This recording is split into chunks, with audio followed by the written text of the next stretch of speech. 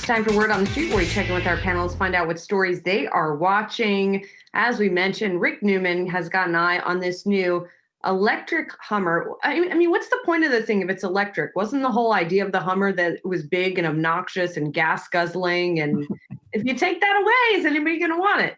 Well, the point of the new Hummer seems to be that it's big and obnoxious, and it's not gas guzzling, and it has no emissions. So I think what GM is trying to do with this vehicle, which they just unveiled last night, and they're going to give more details later today, I think they're trying to showcase everything they got at GM. It sounds to me like they're just putting all of the coolest technology they can showcase into this one vehicle. So it's the power plant, the electric power plant.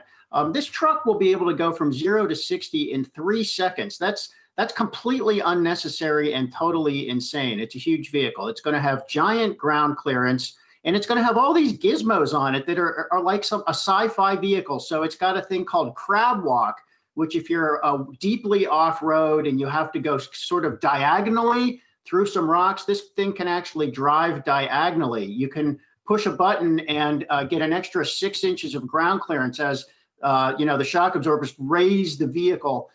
So what GM is basically doing with this thing is, I think they are saying to Tesla, we got some magic too. Now they have to execute. This thing really has to pull its weight, so to speak. And it is going to start at more than $110,000. So, but that price tag tells me that GM is just saying, we're putting everything we got into this vehicle.